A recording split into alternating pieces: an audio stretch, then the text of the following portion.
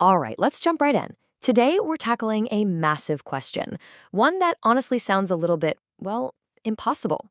It comes from the work of political scientist Glenn D. Page, and it's a question that really forces you to rethink everything you thought you knew about society, government, and maybe even human nature itself. So here's the big question right up front. Is a society without killing even possible? Now, if you'd asked this question for, most of human history, the answer from pretty much every serious thinker would have been a hard no. Not just no, but like that's a naive, even dangerous idea. So why is that? What's the thinking behind it? Okay, to understand that, we first have to dig into the philosophy of killing and figure out why it's so often been framed as, a necessary evil. So you've got big thinkers like Rousseau, right? In his famous work, The Social Contract, he basically lays out the foundation for this idea. He's saying that the survival of the group, the state, is the most important thing. It's the highest good. And if that means an individual has to die to save the whole, well, that's just the price of doing business. It's a tough pill to swallow, but that was the logic. And this next quote, wow, it really gets to the heart of it. This is from the sociologist Max Weber, and it's pretty much the definition of a modern state in political science. He says a state is the group that successfully claims a monopoly on the legitimate use of force. Think about that. What he's really saying is that the state, by its very definition, is the only one with the right to use violence. It's the only one that gets to be a legitimate killer. So when you put all that together, you can see how our entire way of thinking about politics is built on this one really heavy assumption that deep down, humans are killers and we need violence, or at least the threat of it, to keep order. But what if that's just not true? What if that whole foundation is wrong? Well, this is where the whole conversation gets flipped completely on its head. And it all comes down to one single, absolutely mind-blowing piece of data about what we could call the non-killing majority. Less than 2%. Just look at that number for a second. That is the estimated percentage of every human being who has ever lived who has actually killed another person. That is staggering. It means something really profound, doesn't it? The vast, overwhelming majority of us are, by nature, non-killers. And if you need more proof, just look at this quote from a military psychologist, Lieutenant Colonel Dave Grossman. He says, the main job of military training isn't teaching people how to shoot straight. It's to break down the deep-rooted resistance to killing that's inside pretty much everyone. Armies know this. They don't assume people are natural killers. They have to spend a ton of time and money training that instinct out of them. So this just reframes the entire debate, doesn't it? It suggests that for almost all of us, not killing is the default setting. It's the norm.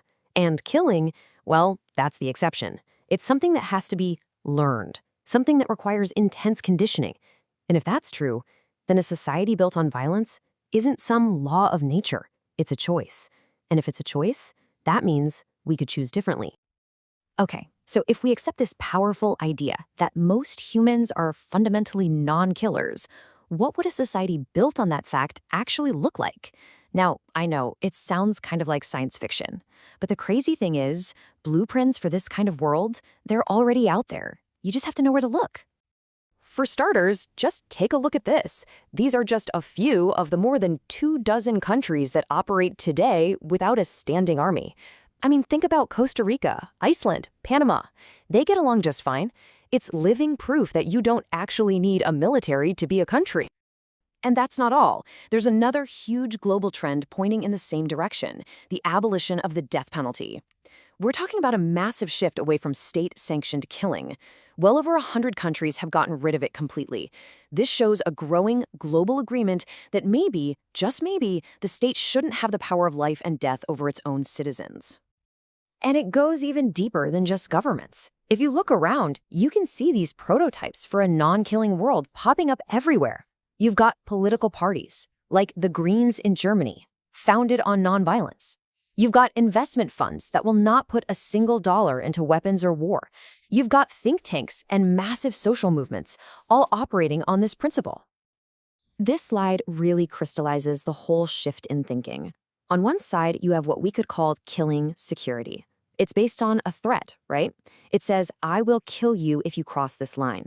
But on the other side, you have non-killing security. It starts from a totally different place. It starts from an assurance. I will not kill you. It's a game-changing shift from a foundation of threats to a foundation of trust. So, let's pull all this together. If we're right that humans aren't natural killers, and if we can see that pieces of a non-killing society already exist, what does that mean for our future? Well, it's a huge challenge to our old ideas about what's even possible.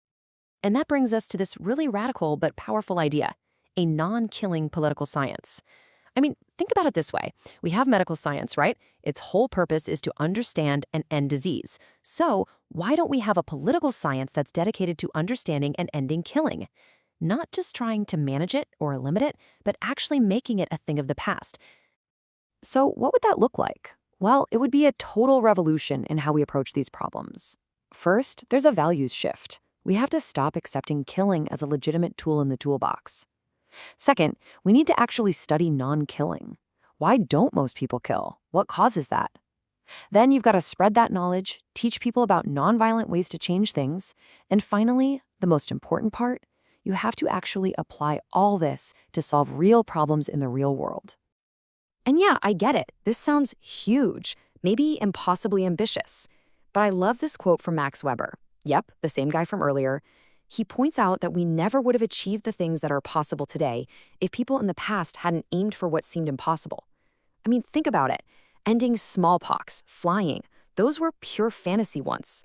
A society without killing just feels like the impossible dream of our time. Now, it's super important to be clear on this point. The goal here isn't some perfect utopia where everyone holds hands and there's no disagreement. Come on, conflict is just part of being human. This is about something much more practical. It's about making a conscious choice to find and use better tools to solve our conflicts, tools that aren't our most destructive ones. And that really brings us to the final takeaway thought for today. The work we've been looking at completely reframes killing, not as an inevitable part of human nature, but as a solvable problem. And if that's true, if killing is like a disease that we can find a cure for, then that leaves all of us with a pretty heavy question, doesn't it? What's our responsibility in helping to solve it?